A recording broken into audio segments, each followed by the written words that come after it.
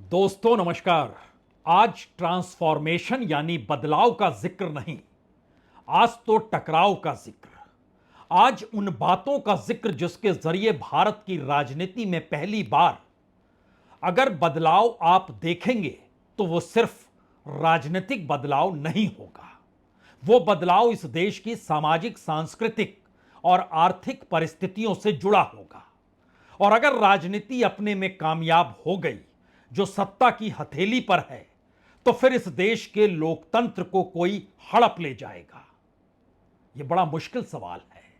इस मुश्किल सवाल के बीच में आज खड़े हो जाइए, क्योंकि भारत की राजनीति में बार बार इस वक्त इसी बात का जिक्र है कि इस देश की चुनाव प्रणाली को ही चुनाव आयोग सत्ता की हथेली पर थमाने को तैयार है। यह हथेली आज अगर चुनाव आयोग के जरिए है तो 10 बरस पहले यह मीडिया के हाथों थी। उस वक्त मीडिया को लेकर जितना पैसा सरकार ने प्रचार प्रसार के लिए बहाया, वह इस देश के तमाम प्रोडक्ट्स के जो प्रचार होते थे, यानी प्रोफेशनल वर्ल्ड में जो विज्ञापन देकर प्रचार प्रसार अपने अपने प्रोडक्ट का किया जाता था, उससे ज्यादा बड़ी तादाद में पैसा सरकार ने अपने प्रचार प्रसार को लेकर खुद को ही एक प्रोडक्ट के रूप में लाकर खड़ा कर दिया। मीडिया सत्ता की हथेलियों पर नाचने लगा। बहुत दूर की बात नहीं है, 2014, 15, 16, 17, 18 इस शुरुआती 2014 में सत्ता में आने के बाद 2018 तक इस देश के राजनीतिक प्रयोगों को अगर आप देखेंगे तो फिर आप जान जाएंगे कि पहली बार पारंपरिक लीक छोड़ी जा चुकी थी, यानी जो परंपरा चलती थी उसको त्यागा जा चुका था। नए तरीके से इस देश में संवैधानिक संस्थानों पर दबाव बनाया जा चुका था। इस देश के भीतर में संवैधानिक संस्थानों को चलाने वाले नौकरशाहों की नियुक्ति अपनी हथेली पर सत्ता ने रख ली थी, और उसके दायरे में एक एक करके हर कोई या तो आता चला गया, हर कोई या तो बिकता चला गया, हर कोई या तो खौफ में आ गया, या फिर एक पूरा सिस्टम ही एक ऐसा बना लिया गया जिसमें करप्शन में हिस्सेदारी सभी की हो। किसी ने कमाया, किसी ने प्रमोशन पाया, किसी ने कोई बड़ा पद पाया, किसी ने अपनी तमाम कमजोरियों को छुपा लिया, किसी ने इस दौर में सत्ता के लिए ऐसे ऐसे बीन बजाए जिसमें एक झटके में भारत में चली आ रही संवैधानिक व्यवस्था धराशायी हुई और उसकी जगह लोकतंत्र चुनाव में सिमट गया। चुनाव की जीत हार धीरे धीरे तय करने लग गई। वाकई जो चुनाव जीतता है, जनता तो उसके साथ खड़ी है, और जब वहां पर फिसलन शुरू हुई तो चुनाव आयोग भी हथेली पर नाचने लगा। शायद यही वजह है पहली बार राहुल गांधी इस बात को समझ गए, पहली बार इस बात को कहने से नहीं चूके कि इस देश के प्रधानमंत्री नरेंद्र मोदी का एक हौवा है, यानी एक ऐसा बैलून है जिसको फुलाया गया है। याद कीजिए, जब ईडी ने उन्हें 5 दिनों तक बुलाया था तो उस वक्त उन्होंने ईडी के अधिकारियों को यह कहकर चेताया भी था, एक बार हम आ गए तो आपको बख्शेंगे नहीं, मौजूदा सत्ता जो है उसके अनुकूल होकर आप बीन मत बजाइए। यानी कहीं ना कहीं सत्ता के राजनीतिक प्रयोग इस देश की संवैधानिक ढांचे पर हमला कर रहे थे, और सत्ता निगाहों में थी। मीडिया के साथ भी यही हुआ। इस देश के कॉरपोरेट को लेकर भी बहुत मौके पर विपक्ष की राजनीति ने खुलकर कहा, लेकिन ऐसा क्या हुआ कि पहली बार आज राहुल गांधी ने जब यह कहा, नरेंद्र मोदी कोई प्रॉब्लम नहीं है, वह तो एक शो है, एक ऐसा शो जो चकाचौंध से सराबोर है। उस चकाचौंध के पीछे का अंधेरा, उसको अपने साथ कैसे लेकर वो चलते हैं, यह मैंने उनके साथ कई मुलाकातों में देखा है। और उन मुलाकातों के बाद मुझे समझ में आ गया कि दरअसल प्रॉब्लम वो नहीं है, और प्रॉब्लम जो है उस प्रॉब्लम को समझने के लिए और शायद उसको साधने के लिए राहुल गांधी जिस रास्ते पर निकले हैं वह भी उन्होंने मान लिया इससे पहले नहीं इस रास्ते को पकड़ पाए, क्योंकि समझ नहीं पाए। वो क्या नहीं समझ पाए, क्या समझ गए?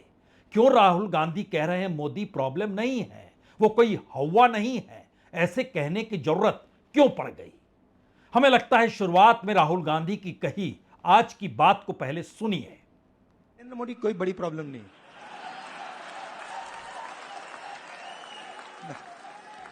वो नहीं,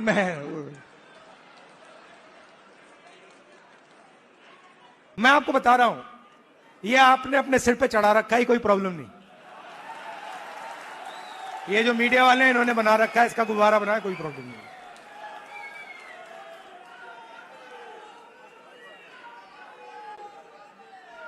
अब पहले पहले तो मैं मिला नहीं था, अब 2-3 बार मैं मिल भी लिया हूं, बात समझ गया हूं मैं, कुछ नहीं उसमें।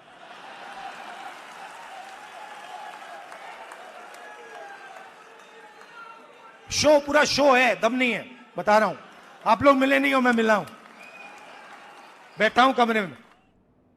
एक बात तो साफ है, इस देश में मीडिया ना होता, इस देश का मीडिया सत्ता के गीत ना गाता, इस देश के मीडिया के केंद्र में प्रधानमंत्री मोदी की तस्वीर ना होती, प्रधानमंत्री मोदी की तमाम यात्राओं को जिस चकाचौंध के साथ और जिस तरीके से हर कार्यक्रम को एक इवेंट में तब्दील करने की जो कवायद भारत के मीडिया ने शुरू की, वह शायद उस लीक से हटकर था कि कोई जर्नलिज्म भी चीज होती है।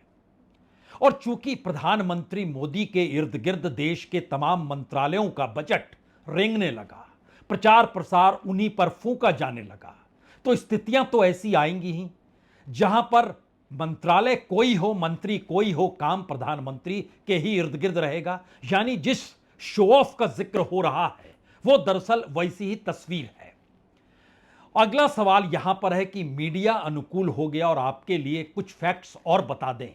2014 से 2018 के बीच में जो प्राइवेट सेक्टर, प्राइवेट क्षेत्र की जो कंपनियां थी जो ऐड भारत के न्यूज चैनलों को देती थी, वो तकरीबन इस देश के भीतर में 4,000-5,000 करोड़ के बीच में चलता था, और वो एक झटके में सरकार उससे ज्यादा रकम भारत के प्रिंट और इलेक्ट्रॉनिक मीडिया को देने लग गई।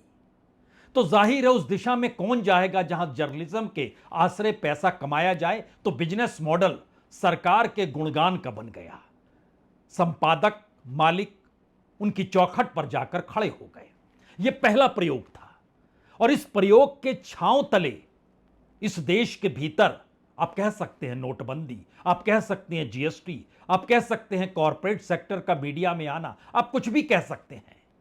लेकिन इस तमाम प्रयोग को देखते देखते जब आप आज की तारीख में खड़े होंगे तो एक सवाल आपके जहन में जरूर होगा, क्या वाकई कोई ऐसा राजनीतिक प्रयोग इस दौर में विपक्ष भी कर रहा है जो इस पूरी कार्य प्रणाली को चुनौती दे सकता है?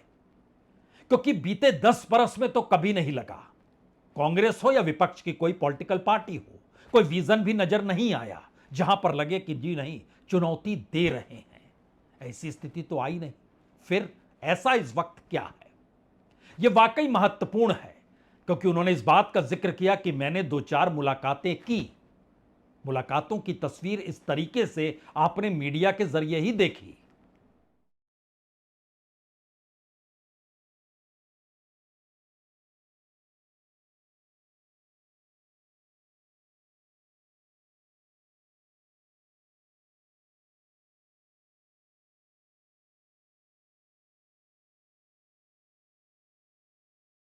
अब मीडिया में आई इन तस्वीरों के आश्रय मुलाकात तो हुई, आमने सामने हुई।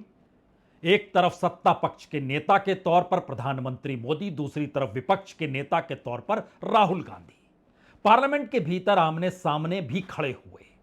और जब हिंदुत्व को लेकर राहुल गांधी पार्लियामेंट के भीतर अपनी बात को रख रहे थे तो प्रधानमंत्री को भी खड़ा होना पड़ा। लेकिन ये सब अतीत के पन्ने हैं, थोड़ी देर के लिए इन पन्नों को आप बंद कर दीजिए। नई परिस्थिति में आइए। पहली बार अगर प्रधानमंत्री मोदी बीजेपी या आरएसएस हिंदू राष्ट्र की परिकल्पना को लिए हुए हैं, तो हिंदू शब्द या हिंदुत्व किसी दूसरे ग्रह से नहीं आया है। वह इस देश के भीतर मुसलमानों को दरकिनार करते हुए हिंदुओं को खड़ा करने की कोशिश है, जिससे लोग जातियों में नहीं बटे। और जातियों में बटे हुए समाज या फिर भारत की जाति को अनदेखा करने की स्थिति भारत की राजनीति में कभी किसी ने नहीं की। वो नेहरू का काल हो, वो लोहिया का दौर हो, वो जयप्रकाश नारायण की यादें आपके जहन में हो, जाति स्थिति तो उभर कर सामने आई ही। लेकिन पहली बार राहुल गांधी ये खुलकर जब कहने लगे कि देखिए इस देश में आदिवासियों का एक संघर्ष रहा है, उनका एक अपना इतिहास है। आप जब किताबों को पढ़ते हैं, हिस्ट्री पढ़ते हैं, तो आपके जहन में आदिवासियों का पूरा इतिहास निकलकर सामने आता है। जब आप दलितों का जिक्र करते हैं तो फिर आपके जहन में अनटचेबल यानी अछूत जब कहा जाता था, उस दौर से निकलकर अभी तक की परिस्थितियां आपके सामने आ जाती हैं, क्योंकि बाबा साहब अंबेडकर हो या उससे पहले फूले हो या कोई, सारा अध्ययन सामने है। लेकिन ओबीसी कहां पर है? और समाज में अगर सबसे बड़ा तबका अदर पिछड़ा तबका यानी ओबीसी है, अदर बैकवर्ड क्लास, और उसको अगर एकजुट कर दिया जाए और अगर वह खुद को ओबीसी माने पहले, और जिस हिंदुत्व के नारे तले बीजेपी या संघ या खुद प्रधानमंत्री मोदी उन्हें समेटना चाहते हैं, तो एक झटके में उनकी पूरी सोच ढहढहा जाएगी। ठीक उसी तरीके से अगर इस देश में मीडिया सवाल करने लगे, न्यायपालिका फैसले देने लगे जो सत्तानुकूल ना हो, और वो न्यायालय की ड्योढ़ी पर चढ़ते वक्त नीची छोटी अदालत से लेकर सुप्रीम कोर्ट तक की परिस्थितियां, इस देश के संवैधानिक इंस्टीट्यूशंस, चाहे वो सीएजी हो, चाहे सीवीसी हो, चाहे वो ईडी हो या सीबीआई हो, कोई भी संस्था हो किसी भी तरीके की, अगर ये करने लग जाएंगे सवाल, और अगर ये अपने अनुकूल काम करने लग जाएंगे जो इन्हें बताया पढ़ाया जाता है, लेकिन इस चीजों को ध्वस्त करके एक ऐसा सिस्टम बनाया गया जिसमें कोई भी इधर उधर नहीं देखे। और शायद इसीलिए पहली बार कांग्रेस, जो आपको अलग रास्ते पर नजर आ रही है, उसमें राहुल गांधी ने माना ओबीसी का अपना कोई इतिहास नहीं रहा है। उस ओबीसी के इतिहास की जानकारी इसलिए नहीं क्योंकि उनकी संख्या की कोई जानकारी नहीं दी गई। इसीलिए जनगणना जरूरी है, इसीलिए पता चलेगा कि किस जाति की मौजूदगी किस तरीके से है, और उसके बाद ही उनकी एंट्री सही मायने में भारत के मीडिया, भारत के कॉरपोरेट, भारत की जुडिशरी, भारत के इकोनॉमिक सिस्टम में की जा सकती है। यानी ये एक ऐसी परिस्थिति है जिसमें अपनी ही जमीन को पहचान लीजिए और उसके बाद संघर्ष की दिशा में बढ़िए, तो वो पूरा महल भरभरा कर गिर जाएगा जो इस देश को धर्म के आश्रय बांटता है या सांप्रदायिकता का राग राजनीतिक लाभ के लिए बनाता और कमाता है। इसीलिए ओबीसी का खुलकर जिक्र जिस तर्ज पर हुआ, यह भी पहली बार था।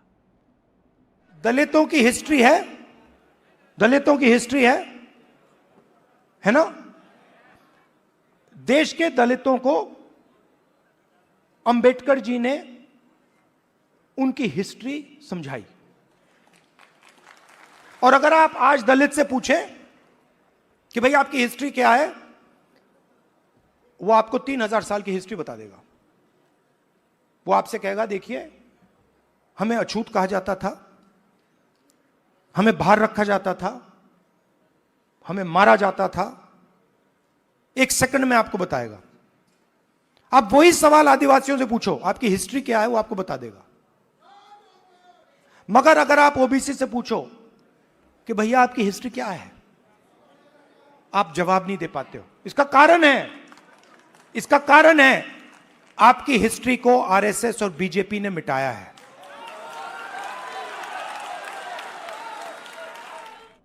दरअसल जो सुनाई दे रहा है या राहुल गांधी जो कह रहे हैं, वो इतनी सरल लकीर बिल्कुल नहीं है, क्योंकि उन्हें इस बात का एहसास है कि मौजूदा राजनीतिक सत्ता नरेंद्र मोदी के नाम पर नहीं है। इस देश के संविधान के नाम पर है।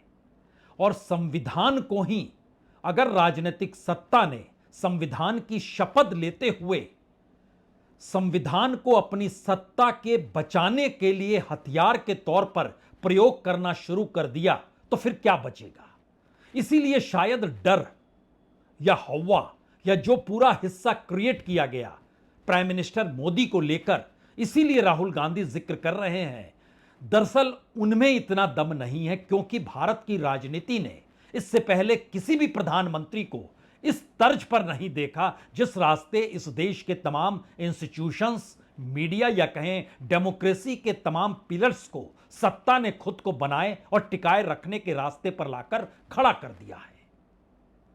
और जो जिक्र हम आपसे कर रहे हैं कि दरअसल ओबीसी का रास्ता अगर 50% जनसंख्या इस देश के भीतर खुद को ओबीसी मान ले, यानी वो मुस्लिम नहीं है, वो हिंदू नहीं है, वो ओबीसी है, वो दलित नहीं है, वो शेड्यूल्ड ट्राइब नहीं है, आदिवासी नहीं है, वह ओबीसी है, तो क्या होगा।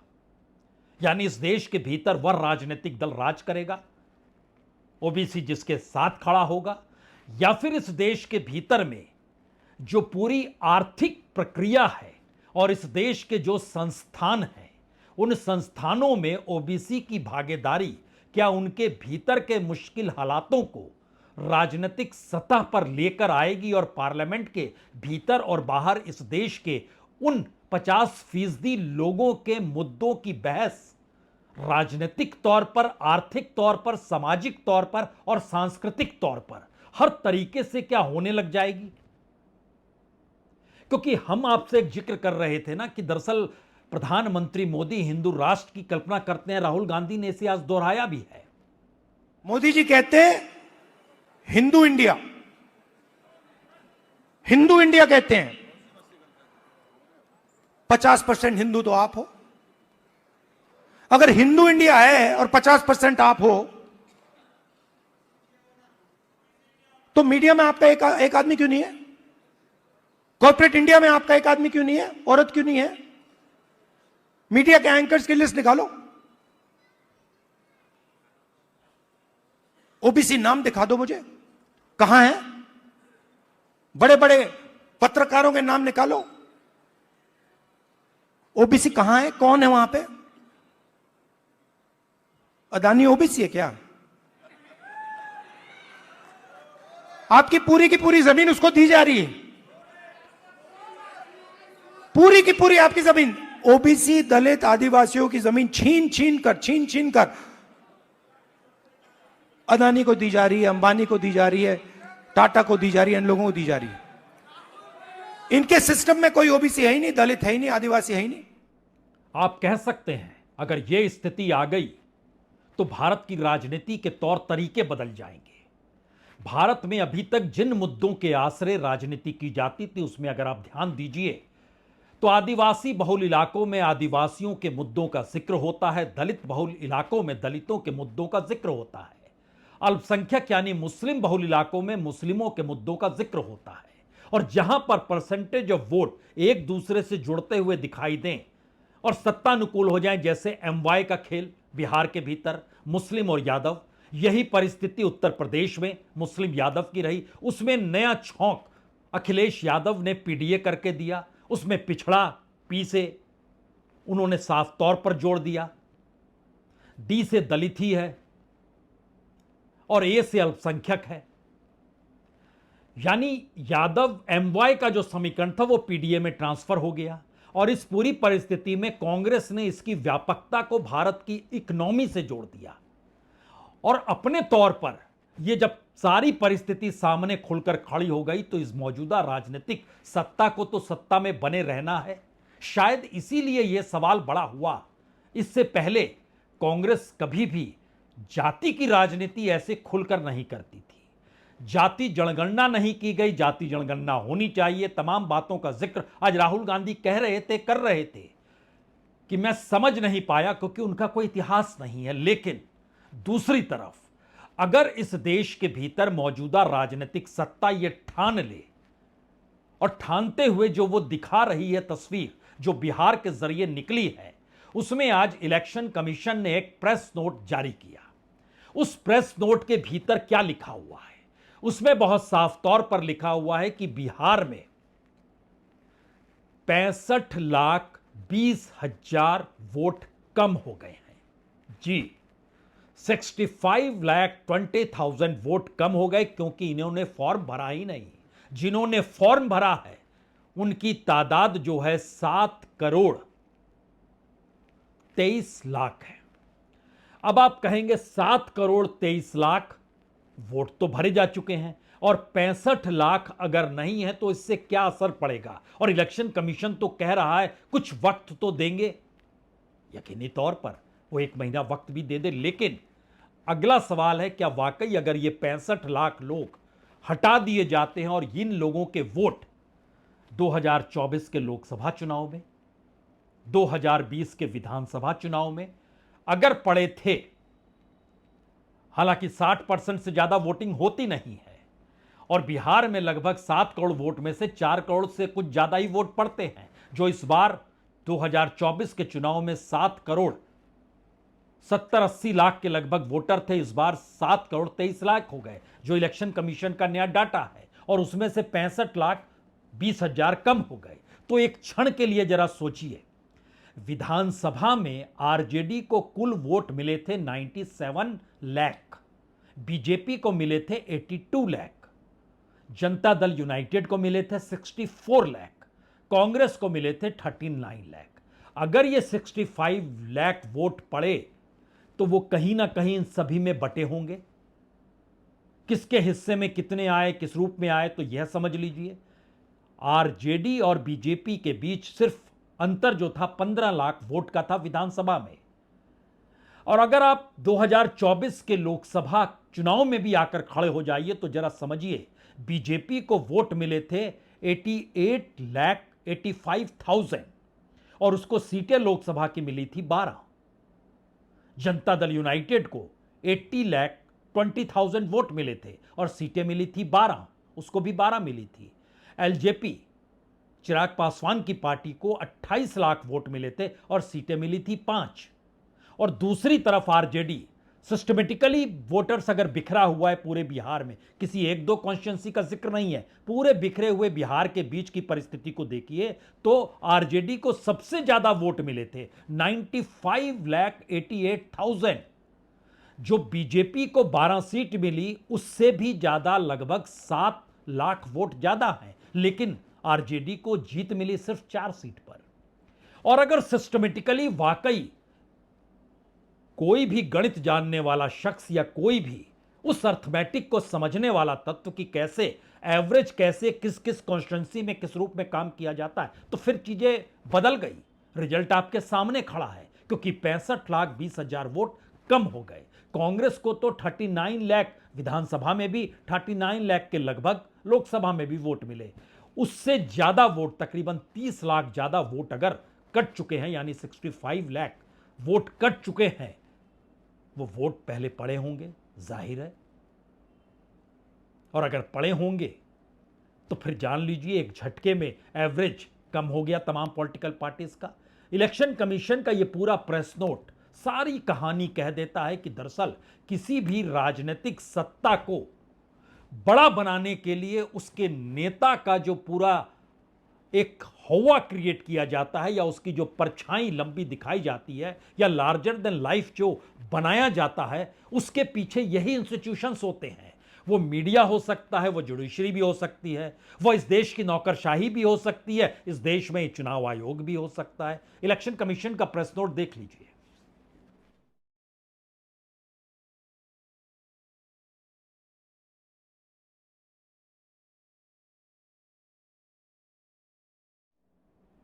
तो अब आप भारत की संसदीय राजनीतिक व्यवस्था के उस चौराहे पर आकर खड़े हैं जहां पर अब आपसे कोई सवाल करे, क्या प्रधानमंत्री एक हौवा है जिसको मीडिया ने खड़ा किया है?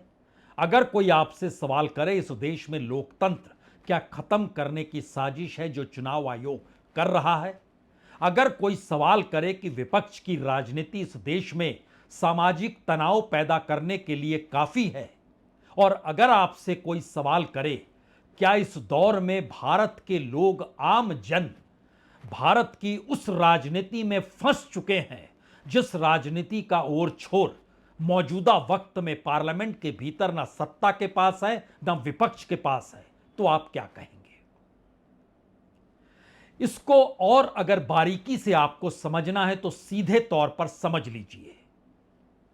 संसदीय राजनीति से सत्ता में आना यानी लोकतांत्रिक प्रक्रिया से सत्ता में आना, लेकिन सत्ता को लोकतांत्रिक प्रक्रिया से नहीं चलाना, और न सिर्फ गवर्नेंस के तौर पर बल्कि पार्टी के तौर पर भी, तो जिस नेता के हाथ में कमान होगी वो हवा होता चला जाएगा, वो अपने कद से बड़ा दिखाई देने लग जाएगा, और जब वो दिखाई देगा तो उसको इसी अवस्था में दिखाई देने की व्यवस्था इस देश की पूंजी करेगी, इस देश का भ्रष्ट नौकरशाह करेगा, इस देश के कॉन्स्टिट्यूशन इंस्टीट्यूशंस करेंगे, इस देश का मीडिया करेगा, क्योंकि सभी का कुछ ना कुछ वैसी सत्ता के साथ स्टेक पर होगा जिस स्टेक को त्यागने की स्थिति में कोई नहीं होगा, और वो मानकर चलेगा जिस दिन ये शख्स सत्ता से हट गया उस दिन हमारे पास कुछ नहीं बचेगा, और हो सकता है मुश्किल हालात हमारे सामने आकर खड़े हो जाएं, तो वह इस बात को त्यागेगा नहीं। और इसके बाद की अगली परिस्थिति या अगली परत कहती है कि इस देश में जो पारंपरिक राजनीति के तौर तरीके थे, अगर गवर्नेंस के तौर तरीके और खुद के कद को बढ़ाने के तौर तरीके बदल गए तो फिर अब विपक्ष की राजनीति को भी बदलना होगा। और शायद इसीलिए यह बदलने की प्रक्रिया उस संसदीय ढांचे को चरमराते हुए भी देख सकती है जब यह अंदेशा बिहार की राजनीति के भीतर से उठकर आता है कि हो सकता है हम बायकॉट कर दें, इलेक्शन ही ना लड़ें। और अगर इलेक्शन ना लड़े तो जाहिर है उसके समानांतर आंदोलन तो करना पड़ेगा, जनता के बीच जाना होगा, एक ऐसे वोटिंग पैटर्न को खड़ा करना होगा जैसे महाराष्ट्र के एक कॉन्स्टिट्यूएंसी में गांव ने सोचा हमने जिसे वोट दिया नहीं उसे वोट मिल गया, तो क्यों नहीं हम अपना बैलेट बॉक्स से वोटिंग करके देख लेते हैं। इलेक्शन कमीशन उसे पचा नहीं पाया, लेकिन सवाल वो एक कॉन्स्टिट्यूएंसी का था, एक गांव का था, इलेक्शन के बाद की परिस्थितियों का था। यहां तो हो सकता है।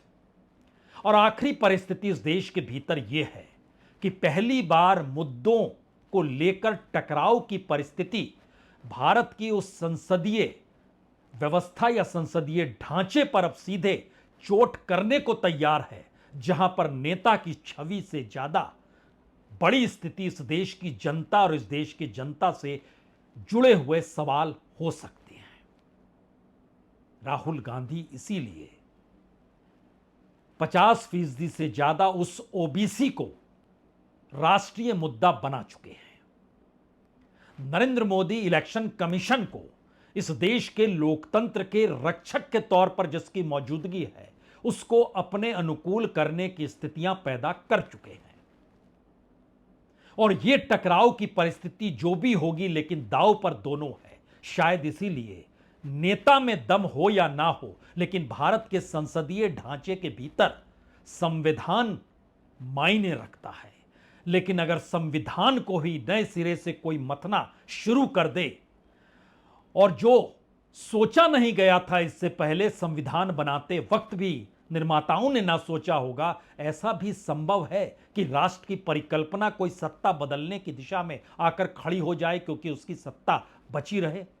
और इस देश के भीतर में जो आरक्षण और जातियों के सवाल थे, वो सवाल धीरे धीरे जातियों से आगे निकलकर भागीदारी से आगे बढ़कर अब सत्ता की कमान अपने हाथ में लेने की दिशा में बढ़ते हुए दिखाई देने लग जाएं। इंतजार कीजिए। ये टकराव के दौर है, लेकिन इसकी बुनियाद अभी कमजोर है। मजबूत होगी, जरूर होगी, क्योंकि सत्ताधारी सत्ता छोड़ेगा नहीं और विपक्ष सत्ता में आने के लिए अब उन रास्तों पर जाएगा ही जहां पर इस देश की जनता आगे रहे, विपक्ष के नेता पीछे रहे। बहुत बहुत शुक्रिया, बहुत बहुत शुक्रिया।